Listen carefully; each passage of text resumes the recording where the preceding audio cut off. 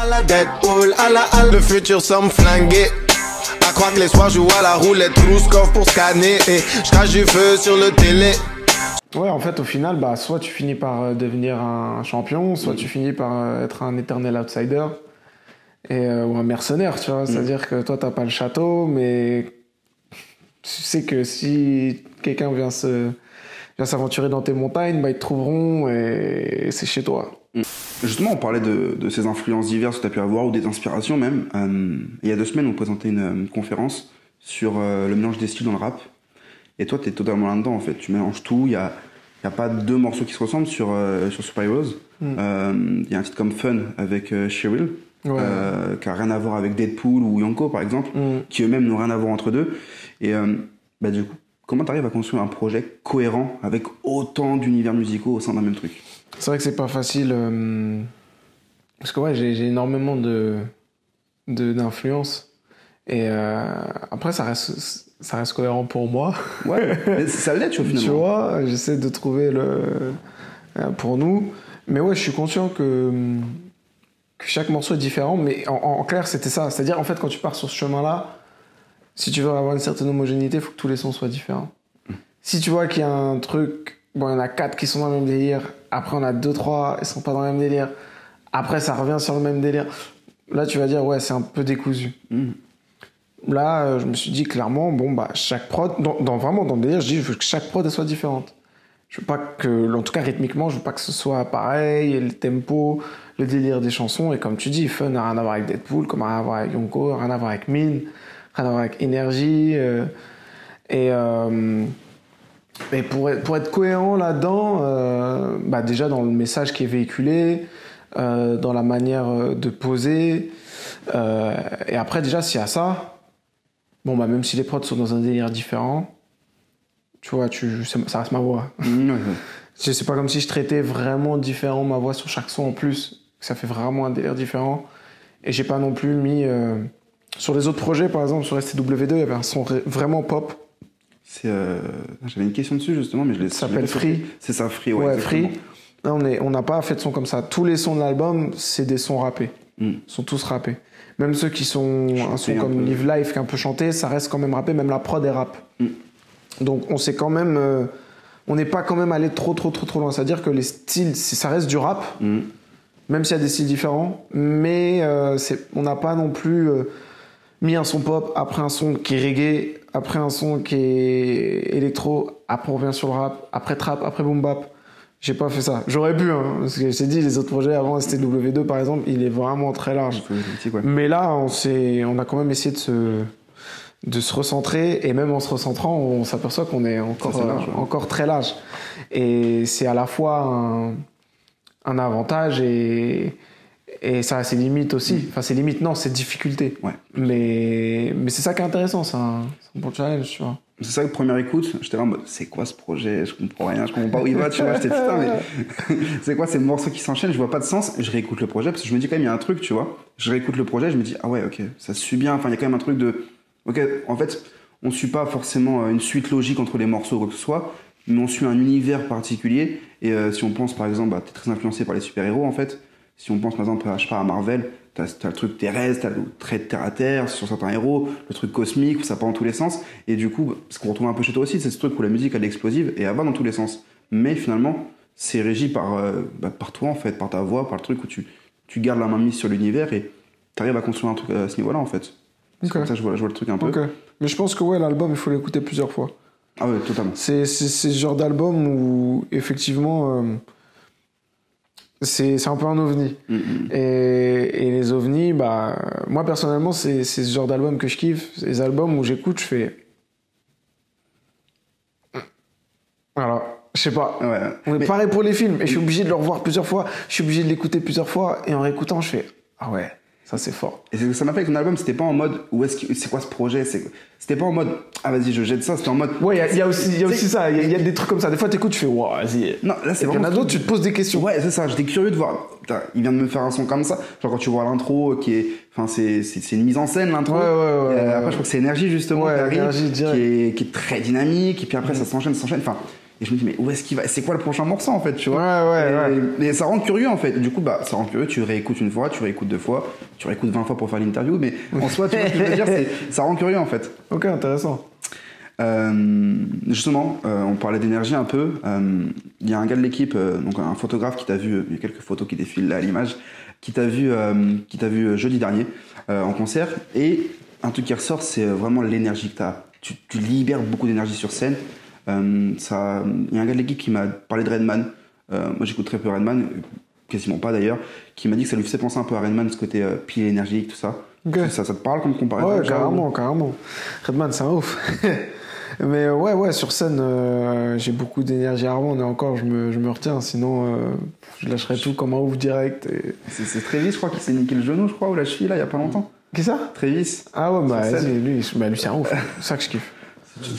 Tu dois te péter la cheville sur scène. C'est un gueudin. Bah, franchement, si c'est pour être devant 60 000 personnes et rentrer en transe avec eux, ouais, easy. Ouais, hein. Direct. Ah ouais, balèque. Direct. Ouais, non, j'ai regardé son documentaire dernièrement. Je vois le mec, mais vit son truc à fond. Et moi, je rêve de ça, quoi. Parce que, du coup, j'ai eu la chance de vivre ce genre de connexion. Mm-hmm.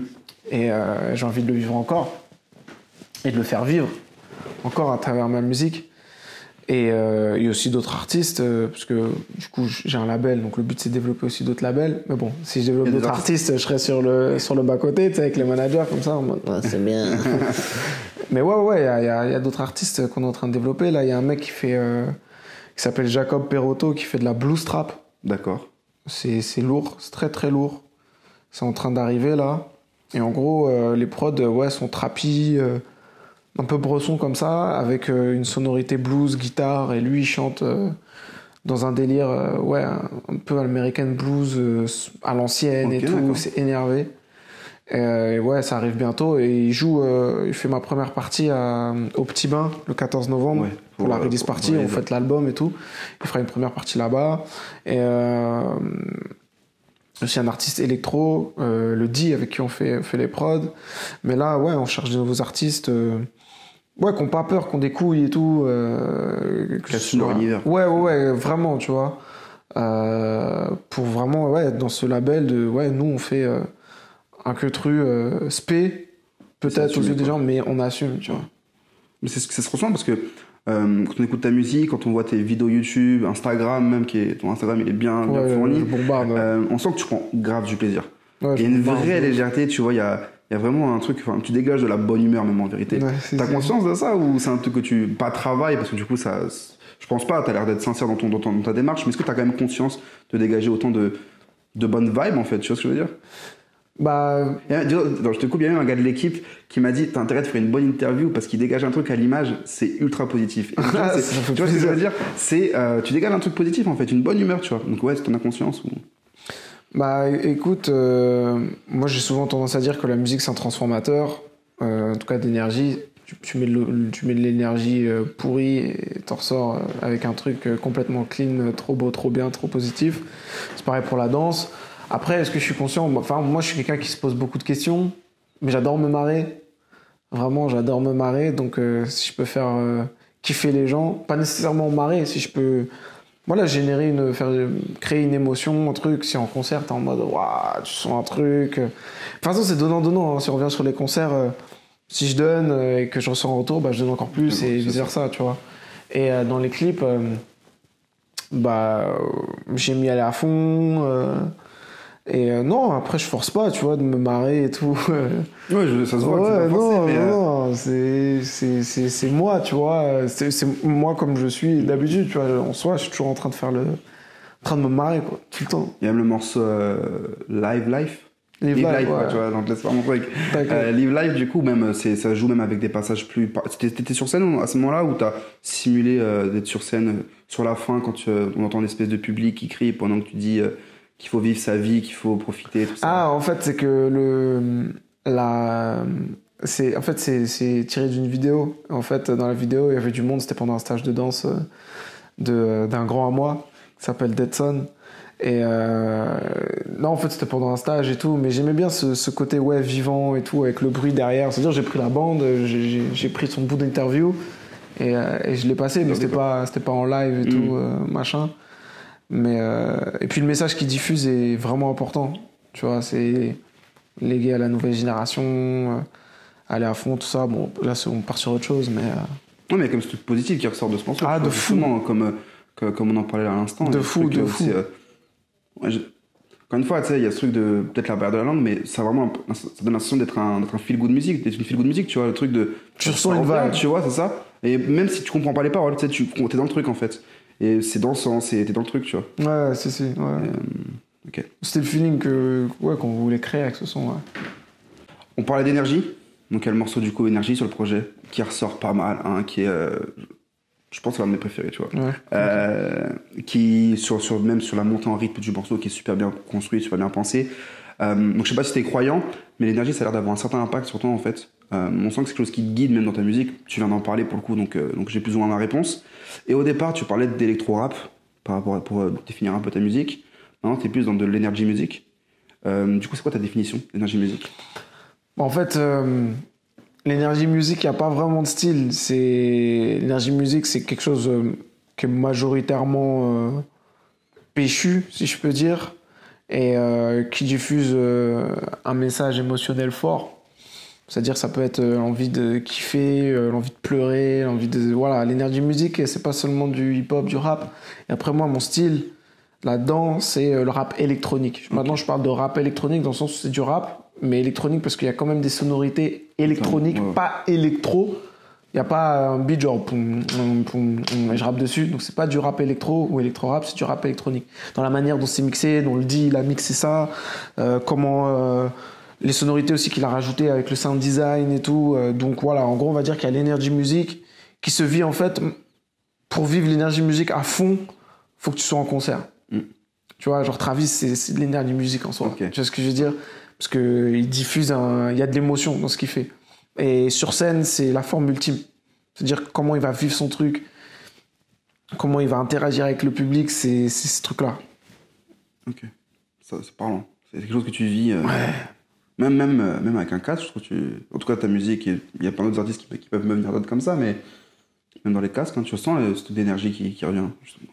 Ouais, c'est ce truc. Il y a un truc. Ouais, ça t'espère différent. Tu peux pas être là comme ça et écouter la musique paisiblement en train. Non, ça correspond à un mood particulier. Ouais, ça correspond à un mood particulier. C'est l'avantage et ça c'est un avantage dans le sens où vraiment ça va te driver, ça va te machiner et ça a ses limites aussi parce que tu peux pas, comme tu dis, l'écouter comme ça. Il y a des morceaux que tu pourras écouter en chill dans le métro, tu te lèves le matin, machin, mais ça reste quand même une musique qui se vit en live. Parce qu'il faut quand même être attentif. C'est des morceaux qui sont quand même péchus, je dirais qui s'approchent un peu d'une énergie rock, en fait. Ouais. Dans le sens où... Ouais, un rock qui envoie bien, parce que, ouais, c'est pas du rap que t'écoutes, c'est pas du rap de salon. Et quand je dis ça, c'est rap, tu peux le mettre en boucle. Moi, je kiffe, hein. Mais ça paraît péjoratif quand je dis ça. Mais c'est en mode, c'est des trucs que tu peux passer, tu peux étudier avec, tu peux machin. Il y a des morceaux dans ce délire-là, mais majoritairement, ça reste. J'ai imaginé quand même, avec l'équipe, faut que ce soit un album qui trouve tout son sens en live, en concert. En fait, j'ai imaginé comme ça. Je t'avoue, j'étais à la fac, je t'écoutais en bossant en exposé. Je suis passé sur un autre album, j'arrivais pas à me concentrer, tu vois. C'est vrai que tu peux pas faire autre chose en ça.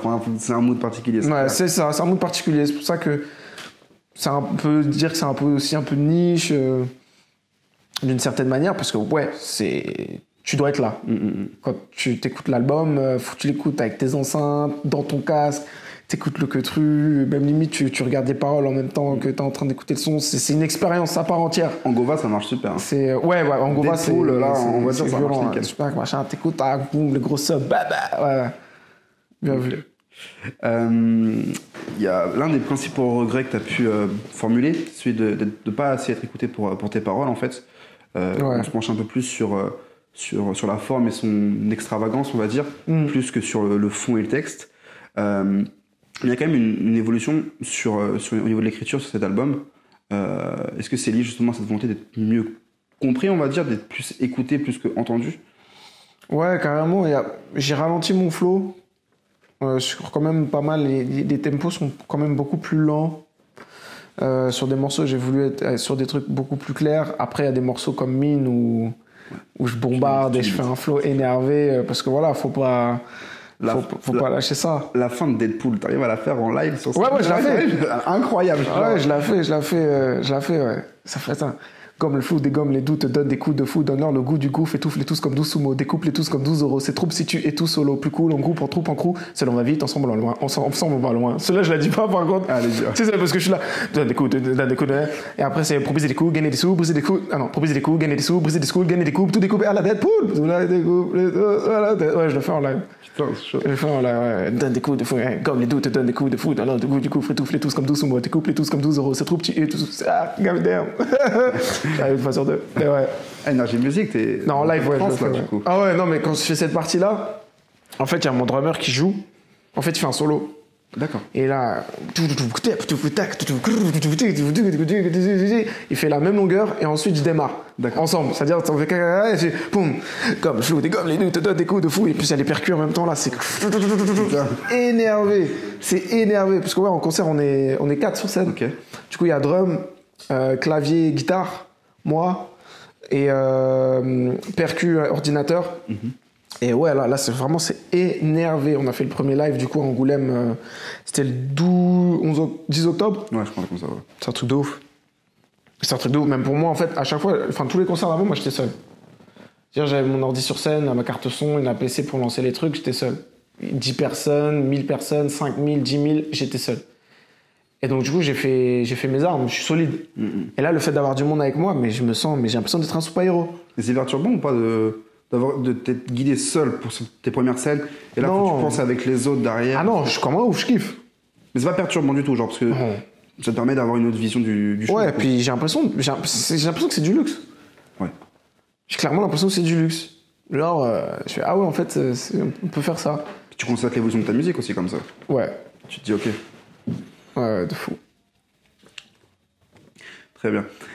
Donc du coup, ouais, l'écriture, t'essayes de mieux la penser par rapport à ça, et est-ce que pour voir si tu peux être mieux compris aussi? Ouais, si je peux être mieux compris, et puis m'améliorer, tu vois, ça s'améliore. La langue anglaise, c'est pas non plus ma langue maternelle, même si j'ai un bon niveau, et après, je suis pas là non plus pour donner des leçons d'anglais, tu vois ce que je veux dire, je fais mon queutru, je prononce bien mes queutrus, basta, tu vois, et après, bah ouais, du coup, je te disais, il y a des morceaux qui sont plus lents, il y a des morceaux avec des vraies thématiques, j'ai essayé d'être encore plus précis sur les thématiques, et d'être encore plus personnel pour que ce soit sincère. On parlait de sincérité tout à l'heure, parce que quand c'est sincère, t'écris les trucs en 2 secondes. Énergie, j'ai écrit en 2 secondes. Clairement, j'étais dans un mood pourri, mais je m'ai tiré après là-dedans, et j'ai mis la prod, et j'ai écrit en anglais, je crois que j'ai écrit le couplet en 10 minutes, enfin, même 5 minutes, vraiment j'étais... Et après, j'ai fait la version française. En fait, pour que tu saches, la particularité d'Énergie, c'est que c'est un morceau miroir. D'accord. En fait, le premier couplet et le deuxième couplet sont les mêmes. D'accord, ok. Sauf qu'il y en a un qui est en anglais, Deux en français. il y en a un qui est en français. Ok, d'accord. Les appuis rythmiques sont les mêmes. C'est-à-dire, par exemple, quand ça s'arrête, et hop, c'est, à côté, je fais ça, mon frère. Ouais, à chaque fois, c'est machiné comme ça. Et en fait, à quelques détails près, c'est les mêmes paroles. Ok, d'accord. Tu vois, c'est... No one is waiting for me and it's great. I'm actually losing myself in my maze. Personne ne m'attend demain, c'est parfait. Car dans mon labyrinthe interne, je me perds. Donc en fait, ça veut dire carrément, c'est quasi la même chose en fait. Attends, je ferais le morceau différemment du coup. Okay. Ouais, du coup, ça permet d'écouter c'est vraiment la même chose. C'est et si je fumais toute la verte, mon frérot, et si je buvais comme le grand padre, mon frérot. C'est bien. C'est pour ça qu'il est aussi solide, je pense, ce morceau, parce que du coup, si tu me dis qu'il est ce côté miroir, ce truc de tu dis un truc, entre guillemets, tu le valides en le redisant une seconde fois dans une autre langue. C'est un morceau qui est vraiment solide en fait. Je trouve qu'il ressort vachement. Ouais, il y a comme un tampon. Exactement. Et puis même moi, je pense que dans la tête, enfin dans l'inconscient, limite c'est comme si tu répétais la même mélodie et les appuis et tout. Je pense du coup, c'est ce qui fait que ça lui donne un truc entraînant. Et c'est plutôt cool. En fait, il est conceptuel un peu comme Deadpool. En fait, Deadpool, j'ai imaginé. Au début, c'était un concept un peu compliqué, c'est-à-dire je faisais un 16 d'anglais, 16 de français, 16 d'anglais, 12 de français, 12 d'anglais, 8 de français, 12 d'anglais, et en fait à chaque fois ça diminuait jusqu'à faire un mot anglais, un mot français. D'accord. En fait ça faisait 7 minutes, c'était un peu compliqué, et je suis allé sur une forme un peu plus classique, où en gros, bah, je fais genre, il y a 4 mesures, 8 mesures anglais, après 8 mesures français, et je switch entre les deux. Du coup, ça le rend plus évolutif encore, le fait que les changements, ils sont... Ouais. Deadpool, il est super vivant, en fait. Ah ouais, vraiment. Il est pas long, et t'as l'impression d'avoir entendu 2 morceaux différents, des fois. Ouais. Surtout quand t'arrives Mais sur en la soi, fin. il est long. Hein. Enfin, Deadpool Freestyle, Deadpool, la version de l'album, il y a quand même deux... Parce que la version freestyle qui est déjà sortie, du coup, c'est juste un long couplet. Là, on a 2. Mais du coup, le fait que ça rebondisse à chaque fois, ça fait qu'en fait, le morceau, il passe vite. Et voilà. Je mets facilement en repeat, en plus. Hein. Ouais. C'est instinctif, en fait. Puis avec sa petite vibe un peu raga, là, ça... C'est vrai, j'aime bien ce morceau. Tous les haineux trouvent leur clavier orgasmique. Balancer leurs commentaires de merde leur donne la trica. Aval des poppers real quick. Moi te fils de quadrupède domestique. Le plan c'est plus de feu que Johnny. Des billets brûlés comme 15 bars sur la TV. C'est des chiffres comme Damso et tous ces streams. C'est des folies comme Eminem en Slim Shady. Justement, par rapport à l'écriture, on ressent que des fois, il y a des trucs que tu places comme ça. Même des fois, des trucs un peu plus sérieux. Deadpool qui est un morceau super dansant, en fait, super ego trip même, plus que dansant.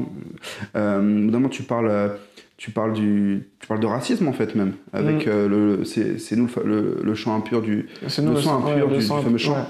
Ouais. On fait, Hello, c'est nous le son impur du fameux chant. Exactement, voilà. Le jour de gloire est arrivé, ouais. On savait franchement comme manif sur les champs.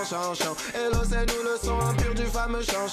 Le jour de gloire est arrivé. Et il y a ce truc, ça rentre totalement dans la thématique, par rapport à Deadpool, en fait. Mais voilà, tu places quand même des phases comme ça qui sont plus sérieuses, et même dans un morceau qui pourtant s'y prête pas forcément, j'ai envie de dire.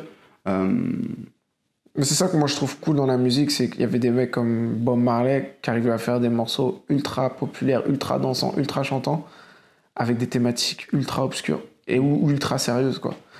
Et je trouve en France, ou en tout cas dans le monde francophone, des gars qui ont réussi à faire ça très bien, c'est Stromae. Ouais. Ces musiques, elles sont obscures. Ouais. Mais tout le monde chante et tout le monde danse dessus, ça déchire. Comme quoi, t'es pas obligé de dire des trucs complètement volatiles pour faire danser les gens, quoi. Tu peux à la fois les faire kiffer, les faire danser et les faire réfléchir. Et c'est pour moi les œuvres qui sont les mieux, c'est les œuvres à plusieurs strates de compréhension. C'est-à-dire tu peux le consommer comme ça, comme ci, comme ça. Et en fait, tu vas chercher loin, puis tu t'aperçois que, en fait, c'est bien réfléchi. Un manga, si je peux citer un manga qui est comme ça, One Piece. One Piece, c'est un shonen simple. Mais en fait, il y a plusieurs levels de compréhension. Ce qui fait que même les adultes, les ados, les petits, ils peuvent kiffer. Et c'est ça que j'essaye d'amener dans ma musique, tu vois, que à terme, c'est ça que j'essaye d'avoir. Tu vois, dans Deadpool, c'est ça. J'ai tellement de parties, tellement de punchlines. Je sais qu'il y a un truc avec les X-Men. Oui, Carmé Gène dans l'hémisphère. Ouais, je fais. Mais j'ai bossé, je bosse et je bosserai très fort. Carmé Gène dans l'hémisphère nord. On est comme les X-Men, comme la X-Force. On va devenir des super-héros du hip-hop. Du coup, il y a pas mal de petites punchlines comme ça qui se placent. Mais Gène, en soi, les X-Men, les gènes, c'est eux les gènes modifiés, tout ça. C'est comme ça qu'a été pensé les X-Men à son origine. Exactement. On parlait un peu de toute cette partie discrimination, tout ça. Ceux qui étaient trop différents... si t'étais gay, si t'étais noir, si t'étais ci, si t'étais ça. Et effectivement, c'était comme ça qu'ils ont été imaginés. Bon, après, à ce qui paraît, en fait, le gène X-Men a été créé par les Éternels. Ouais. Tu vois, ils ont créé les... Non, pas par les Éternels. Ils ont créé les Éternels et c'est les... Comment ils s'appellent ? Les Célestials, là. Les Célestials. Ils ont créé les Éternels, qui sont en gros les premiers X-Men. Thanos, d'ailleurs, est un Éternel. C'est un des films qui va arriver, là. Ouais, c'est le prochain. Et en gros, je pense qu'il va avoir une bonne partie d'explication sur Thanos. D'ailleurs, par rapport à Thanos, dans les rumeurs par rapport au fait que Disney a racheté la Fox, donc les X-Men vont arriver dans le MCU, c'est le claquement de doigts de Thanos qui a créé un truc qui devrait faire naître des gènes mutants. Ça fait partie des rumeurs, en tout cas. C'est comme ça que les X-Men arriveraient dans l'univers. Après, il y a évidemment le truc d'univers parallèle qui serait possible. Ça, c'est une autre... c'est une autre... Le claquement de doigts aurait fait naître les gènes X-Men, les gènes mutants. Après, bon, ça... Le fait est que, bon, effectivement, les X-Men, ils sont nés notamment par rapport à... bien avant Apocalypse, tout ça, mais par rapport à aux camps de concentration et les juifs. C'est tout le propos part aussi un peu de là avec Magneto. Mais donc je sais pas comment ils vont faire pour l'adapter là en 2023. Je pense qu'en fait ils vont prendre des libertés. Comme pour Iron Man, guerre Vietnam, guerre Irak. Ouais, ils vont prendre des libertés. Mais là ils sont obligés de prendre une grosse liberté. Alors, est-ce que ça va être avec le claquement de doigts? C'est possible. On pourrait dire que, étant donné que pendant 5 ans, toutes les planètes ont eu il y a un manquement, quoi. Enfin, je sais pas. Alors, est-ce que c'est assez pour que les gènes évoluent en 5 ans, les gènes humains évoluent en 5 ans? Il y a eu plusieurs claquements, en fait. Il y a eu le premier claquement, il y en a eu un deuxième quand il a détruit les pierres, un troisième quand Stark... ah oui, c'est vrai, il y en a eu 3. On est pas mal, en fait. Donc, c'est vrai qu'il y en a eu 3. Peut-être que la destruction des pierres a eu un impact, ou alors, mais s'ils sont cachés, vas-y, c'est relou. Et s'ils viennent d'une autre dimension... C'est relou aussi. C'est relou, parce que je disais des trucs, en fait, ça va finir... En fait, ça va être la porte à... Ça va être la solution facile. Et c'est éclaté, du coup. Tu vois, tu fais venir les 4 Fantastiques, on vient d'une autre dimension. Tu vois, ce serait plus pertinent d'avoir fait naître les 4 Fantastiques par rapport au claquement de doigts. Alors, juste 4 étriqués, tu vois, 5 avec... ça, je trouverais ça stylé. Genre, par exemple, ils étaient en mission spatiale, on sait pas pourquoi, tu vois, pendant que... parce que Baxter Building, il me semble qu'il est... En fait, à la fin dans je sais plus quel... je crois que c'est... Je sais plus quel film c'est, mais en fait, à un moment, tu vois, il y a un... Je crois que c'est Spider-Man, dans Far From Home, il y a un easter egg en mode... tu vois, 1, 2, 3, 4. Ça m'étonne, je l'ai pas vu, l'easter egg en plus. Et en fait, tu vois, mais c'est un truc, et en fait, tu vois écrit Baxter, je sais pas quoi, c'est la rue à Baxter Building, et étrangement, genre le 4, il est comme entouré, Ça, à ce qui paraît aussi, il y avait le truc de la tour Stark, elle aurait été rachetée par justement... Voilà. Il y avait ce truc-là aussi. La tour des Avengers, l'ancienne tour des Avengers aurait été rachetée par les machins. Après, ce qui est bien pour les 4 Fantastiques, c'est que, en vrai, leur histoire, elle peut se passer à n'importe quel moment. En fait, c'est juste quand ils font leur mission spatiale et que ça se barre en live, en vrai, ça peut se passer là, tu vois. Non, mais le truc des conséquences du claquement de doigts de Thanos pour des X-Men, je trouve ça trop gros presque. Faut voir comment il l'a. Mais sur les 4 Fantastiques, ça pourrait même mettre, parce que ça fait 2 fois qu'on voit les 4 Fantastiques aller dans l'espace, subir un choc sur 2 films différents. Ouais, mais franchement, on l'a oublié celui de la Fox là. Mais tu sais que c'est grâce à eux qu'on s'appelle cette culture. Ah le truc, c'est qu'en fait, nous, c'est écrit culture avec un 7 à la oui. Comme eux, il y avait écrit fantastique en vérité. Et du coup, c'est ça qui m'a donné l'idée de. Le film, il est éclaté, hein. Mais grâce à eux. Ouais, mais le comics, il est lourd. Le comics, c'est lourd, évidemment. Putain, ils ont quand même un des meilleurs vilains. Ils ont Galactus, hein. Totalement. Et ils ont un surfeur d'argent. Qui serait potentiellement le prochain gros vilain. Le Big Baddy. Ouais. Ça serait bien. On parle de musique? Ah ouais. Et justement, en fait, tu vois, c'est la prochaine question. Ah, on est dans Super Heroes, hein, dans l'album. Hein. C'est ça. Par rapport aux références, Deadpool, on comprend le choix. Ce truc ego trip, ce truc anti-héros. Même toi, peut-être on va dire anti-héros de la musique, du rap, avec ce truc où tu mélanges plein de trucs, t'es dans ton univers, dans ton monde. Comment tu les penses? Parce qu'il y a Miyako, du coup, qui est lié à One Piece. Ouais. J'ai dû faire mes recherches, parce que One Piece, c'est pas mon truc. Ouais. Thanos, on comprend que c'était par rapport Endgame, le freestyle Endgame, on comprend que c'était par rapport à l'actu. T'as fait Venom, t'as fait Strange aussi. Ouais. T'as fait Stanley, je crois aussi. Stanley, ouais, parce qu'il était mort. À l'actu aussi. Petit trèfle. Comment tu les penses? Dans un truc d'identification, juste parce que t'aimes le personnage? Bah en fait pour les Marvel Freestyle, c'était vraiment parce que je kiffe les comics et je kiffe bien les movies. Et je me suis dit, j'aime bien faire des refs avec ça, autant taper dans un délire avec plusieurs épisodes sur chaque personnage. Mais pourquoi Venom? Comment tu choisis tes personnages? En fait, j'ai choisi en fonction des sorties. D'accord, ok. Tu vois, ça me permettait au moins d'être clair et puis aussi d'être dans le up to date, tu vois, dans le queutru. C'est-à-dire que si le film il sort, moi je sortais le freestyle. Google il t'aide au référencement pour ça. Voilà, tu vois. Non, j'ai pas fait du marketing pour rien, c'est ce que je veux dire. Et Strange, j'avais fait Strange parce que c'était mon personnage préféré, mais quand j'avais fait Doctor Strange Freestyle, j'avais même pas l'idée de faire un Marvel Freestyle, mais une série. Mais c'est grâce à lui que j'ai fait ce délire-là. Je me suis dit ça devait être par rapport à l'actu, mais je crois que le Freestyle Strange il est sorti 1 an après le film, donc je me suis dit, c'est pas l'actu du coup. Non, c'était pas l'actu, vraiment, j'avais fait parce que j'avais envie. Bon, on s'attend au Galactus Freestyle alors. Ouais, quand les autres vont arriver, je pense que c'est un délire que je reprendrai. Dans 10 ans. C'est vraiment des barres. Et justement, t'as parlé de marketing, et c'est encore une fois la prochaine question, comme quoi, t'as lu les fiches. Ça se ressent dans ce que tu fais en fait, même quand on parle de la musique, t'as l'air d'avoir tout anticipé, d'avoir préparé, d'avoir un planning entre guillemets de sortie, de tout ça. Et en même temps, on en parlait, une certaine patience aussi. Donc, t'es pas pressé, mais tu t'organises tout, tu prends ton temps. Donc, on sent un réel impact de tes études, en fait. Donc, c'est intéressant de voir que les études, ça peut te servir aussi, en l'occurrence musicalement. Comment tu t'en sers, on va dire comment le marketing... Parce que je veux dire, logiquement, en tant qu'artiste, t'es pas censé penser à tout ça. Tu peux avoir des gens qui vont le faire à ta place.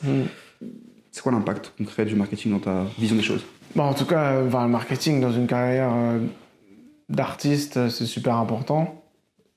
Savoir comment on veut être identifié, être identifiable. C'est-à-dire que savoir être identifié, savoir comment s'identifier, c'est une chose, mais comment on veut qu'on te voit. Ensuite, faut qu'on soit capable de te voir. Donc ensuite, il faut imaginer comment, sur quel support, etc. Et ouais, l'organisation, c'est-à-dire préparer en amont l'album, préparer les clips. On en parlait tout à l'heure, je te disais que j'ai des clips qui vont sortir, qui vont pas sortir tout de suite, mais ils sont déjà été tournés, ils sont déjà prêts. Tu me demandais pourquoi je les sors pas tout de suite. Je dis autant avoir plusieurs balles dans son gun en fait, parce que si t'as une balle dans chaque gun et tu tires, tu en remets, tu tires, t'es trop en speed parce que l'échéance elle est là, en fait tu te mets une balle dans le lieb, dans le genou, dans la secuille. Ta cible. Voilà, tu loupes le bail. Tandis que quand t'es bien prêt, ton gun est bien chargé, tu prends le temps de viser, t'en parles bien autour de toi, ton projet, machin, tout ça, tu teases bien, et bim, quand tu tires, tu misses pas le shot, quoi. C'est bon. C'est en plein dans le mire. Non, il y a ça, et puis relation avec le collab avec les marques, collab avec les autres artistes. Et puis après, je suis aussi en train de voir comment est-ce que le marketing peut m'être utile dans ma carrière de businessman cette fois, tu vois. Et au niveau même des featuring, donc il y a Sheryl sur le projet. Pourquoi personne d'autre? Comment tu t'entoures des gens? J'aurais aimé avoir un peu plus de monde. Après, en termes de timing, c'était un peu plus tendu parce que j'étais sur la school et tout ça. Et j'aurais voulu faire plus de feats. Mais c'est totalement assumé. Et je pense que c'est bien aussi que sur cet album-là, qui est vraiment mon premier album, soit Wham, tu vois. Et après, par contre, sur les prochains projets, là, je pense que je vais bombarder, là. Du coup, nous, on a terminé. Est-ce que tu aurais un dernier mot, un truc dont tu aurais aimé parler, peut-être? Je sais pas. Ce que j'allais dire, c'est aller choper Super Heroes, hein. Digital, CD, vinyle. En plus, tiens, passe le CD. Okay. Ah ouais, j'avoue, là, il y a le bail, là. Ça, c'est le CD promo, mais... Ouais, ça, c'est le CD beau, promo. Quoi. Attends, vas-y, faut voir le CD, vite. Ouais, Super Heroes, l'album, il est hal. Vinyle, CD, digital, en concert, on est en tour. Venez voir ça, parce que je vous dis, l'expérience ultime, c'est en concert, mon gars. Energy Music. Energy Music for Life, mon gars. Banks. Ouais, non, voilà. Hein. Bon, en tout cas, merci pour l'interview et tout, c'était bien cool. Et on se revoit bientôt dans de nouvelles aventures. Sur des scènes magnifiques. Merci. Tous les jours c'est endgame, faut les pierres d'infinité dans ce rap game. Tous les jours c'est endgame, avec mes vengeurs on boxe les Thanos. Bang, bang, bang, bang. You may be tired of heroes, but not us. F the spoiling a-holes on the networks. May storm break and hit you like a pin.